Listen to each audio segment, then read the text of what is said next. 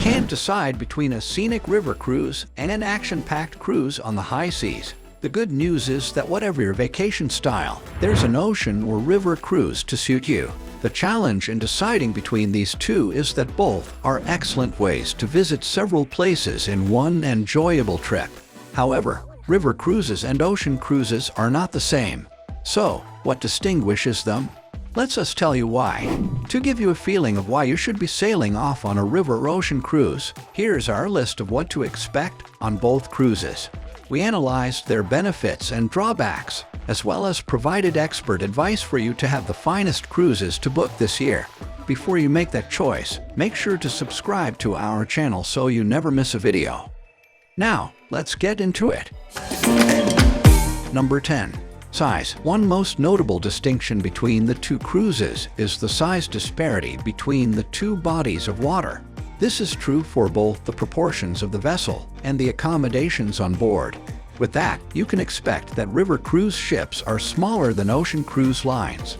There's a reason ocean ships are referred to as floating cities, since they can carry up to 6,000 passengers and provide a wide selection of entertainment and conveniences. Well, expect to be disoriented given how large they are. A river trip, on the other hand, is unique. River cruise ships are substantially smaller, accommodating only 150 to 225 passengers. Thus, the experience is more intimate, and you have a far better opportunity of meeting your other passengers. Number 9. Cabins. Given how river ships are smaller than ocean cruise lines, rooms on a river cruise will differ from those on an ocean cruise. In river ships, everything is smaller, including the staterooms.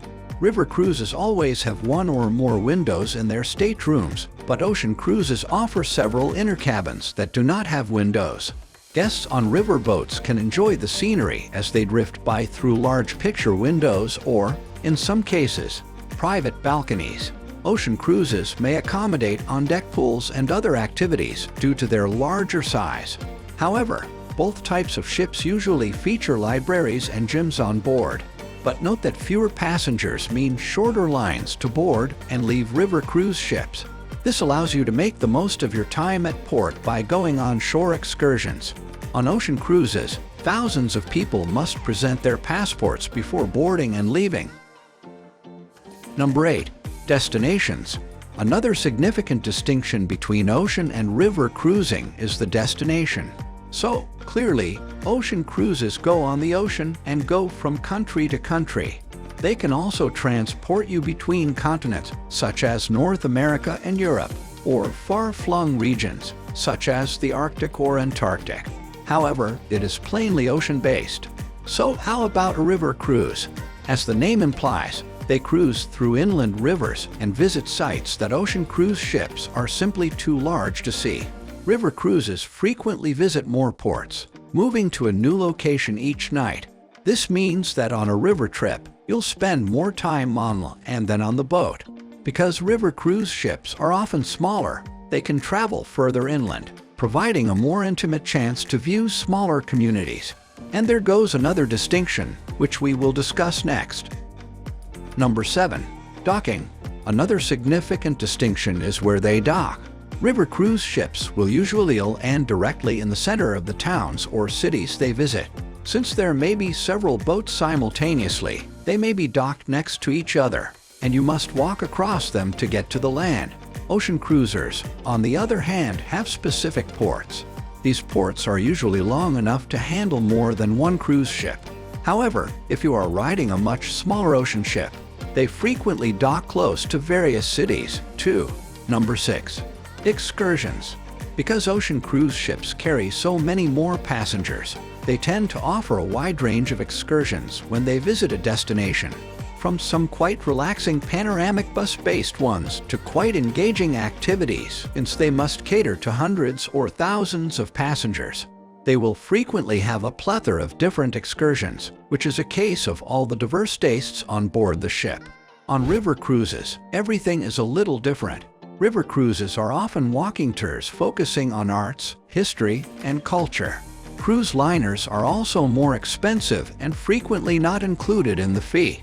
Depending on the tour, you must pay an additional cost, ranging from $50 to several $100s. Regarding excursions on river cruise ships, there is usually one included excursion per day that is included in your cost, and they are mostly land tours. Both river cruise lines will frequently offer bonus excursions, which you must pay for, but generally speaking, one excursion per day. Number 5. Dining. Foodies should not be concerned because dining on river and ocean cruises is usually a highlight. Most riverboats feature one or two dining options with scheduled seating. Breakfast and lunch are often buffet style, with main meals ordered from a waiter, while supper has a la carte gourmet cuisine. River cruise ships feature regional cuisine, including regional meals paired with local wines, beers, and soft beverages. At the same time, ocean liners offer a diverse range of eating alternatives. If you're in a hurry, the la carte main dining area serves a little bit of everything, and there are lots of snack and quick food options. Drinks are not typically included, but drink packages can be purchased. Number 4. Entertainment. Of course, the entertainment available aboard cruise ships is essential to many people. On ocean liners, various concerts and performances are frequently open. On board, you'll most likely have access to a casino, various pubs, and lounges. The entertainment on a river cruise is significantly more low-key. Local musicians will frequently visit the ship while it is in port to perform, and some cruises arrange a cultural program to enhance your vacation experience. Number 3. Fare inclusions. When it comes to traveling on ocean cruise ships, the fee mainly covers accommodation and food. That's pretty much what it covers. However, additional charges for Wi-Fi, excursions, refreshments, or entertainment such as gambling and bingo are recurring. Those kinds of activities are usually relatively expensive. So, one of the most important things to consider when booking an ocean cruise ship is what the cost includes and what all the extras will be.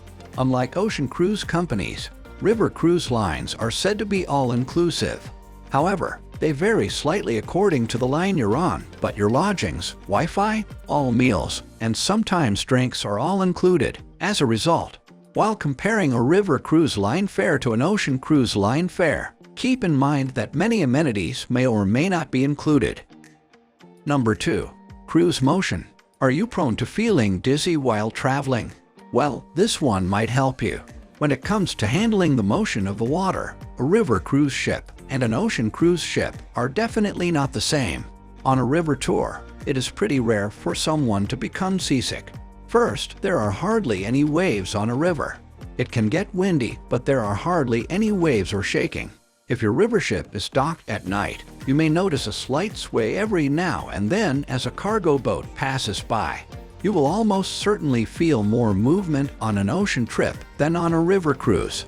But some travelers advise choosing a stateroom on a lower level near the middle of the ship to reduce motion sickness. This way, the ship's motion will be less noticeable. It may sound contradictory, but some also prefer a cruise stateroom with a window or balcony as they can get some air. According to them, looking at the horizon can help reduce the effects of seasickness. Still, it's up to you to choose your weapon. Number 1. Dress codes. Packing and what to bring on a cruise are also different. So, once again, it heavily depends on your travel cruise line. However, you may discover that you may need to bring various clothes. As a result, different dress codes may exist. There may be a formal night where you must dress up. So, it is somewhat dependent on the cruise line. Some of them host themed nights. One of the most essential aspects of cruise lines is understanding the dress code for the specific cruise line you're sailing on, because it may vary, and you may need to bring a range of outfits, not only for the weather but also to comply with the cruise ship's dress code. River cruises are a bit different. Packing is far easier on river cruise lines, even the most luxurious ones, than on cruise ships, because the dress code is much more flexible. As a result, the dress code is typically smart casual.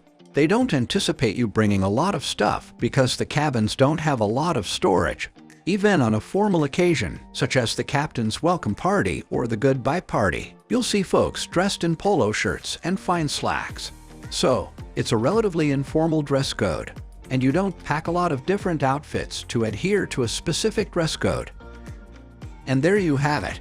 We've compiled all the information you'll need to expect while on a river or ocean cruise to make it as simple as possible for you to travel safely. You will discover that both are excellent opportunities to discover new places. You can expect an ever-changing, wonderful vacation as you take in the scenery and the chance to explore new cultures and interests at the various sites you visit. So, which one do you prefer? A river or ocean cruise? Let us know in the comments below. And please don't forget to subscribe and hit the like button. You can also turn on the notification icon so you don't miss out on any of our future travel videos. We hope you enjoy your next cruise. See you in the next video.